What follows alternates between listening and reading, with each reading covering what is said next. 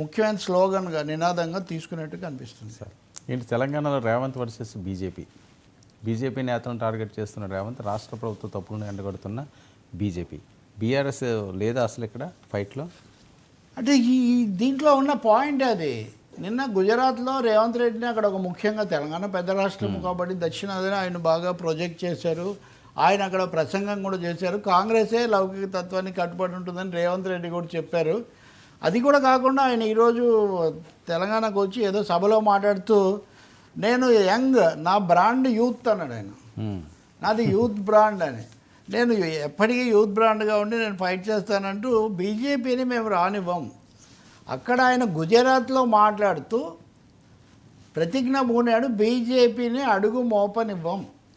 తను దక్షిణాదిన తదుపరి అధికారంలోకి వచ్చే తెలంగాణనే బీజేపీ కలలు కంటుంది, కానీ నేను ముఖ్యమంత్రిగా ఉన్నంత వరకు బీజేపీని ఇక్కడ కాలు పెట్టనివ్వను, ఎక్కడ కూడా వాళ్ళని రానిచ్చే అవకాశం లేదు. వాళ్ళు చాలా పథకాలు పన్నాగాలు అయితే వేస్తున్నారు, మేము అలర్ట్గా అప్రమత్తంగా ఉంటాము అని ఆయన అక్కడ చెప్పారు.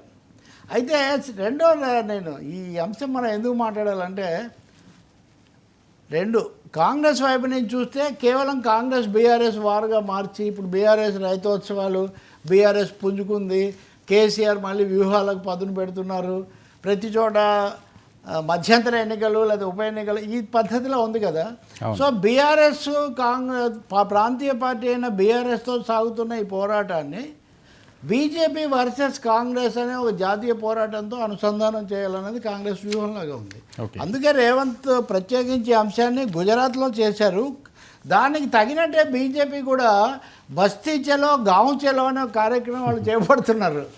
వాళ్ళు కూడా బీఆర్ఎస్ లైమ్ లైట్లోకి వచ్చి మేము వెనకబడిపోతామని బస్తీ చలో గాంవ్ చలో అని ప్రతి చోట కూడా ఊళ్ళలోకి వెళ్ళి ప్రచారం చేయాలి. మళ్ళీ మనం తెలంగాణలో ఇప్పుడు మీరు చూస్తే హైదరాబాద్ ఈ స్థానిక సంస్థల నుంచి జరిగే ఎమ్మెల్సీ ఎన్నికల్లో ఎవరు పోటీ చేయడం లేదు.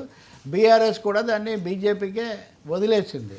అలాగే అధ్యక్షుడిగా ఎవరు రావాలి అంటే కే లక్ష్మణ్ నిజానికి గతంలో ఉన్నాడు, పెద్ద వివాదరహితుడు, ఎంపీని కూడా చేశారు, జాతీయ పార్లమెంట్ బోర్డులో ఉన్నాడు. ఆయన అయితే ఏ గొడవ ఉండదు అనుకుంటే ఆయనకు అంత ఆసక్తి లేదట.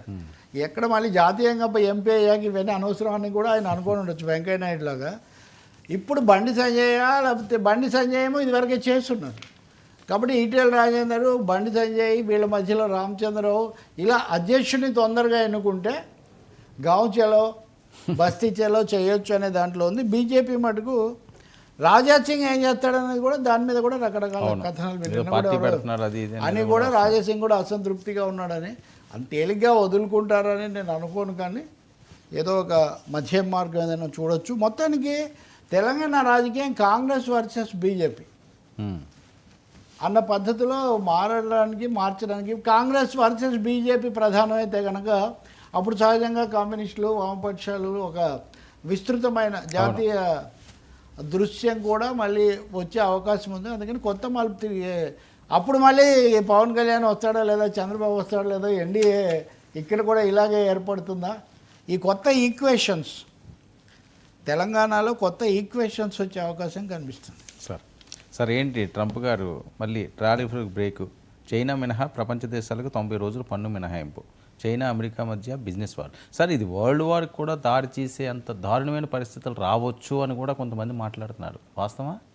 అంటే నిన్న మనం అనుకున్నాం కదా వరల్డ్ వార్ కాదు కానీ ఎకనామిక్ న్యూక్లియర్ వార్ అన్నది, ఆర్థిక అణుయుద్ధం లాంటిది అని. ట్రంప్ నిన్న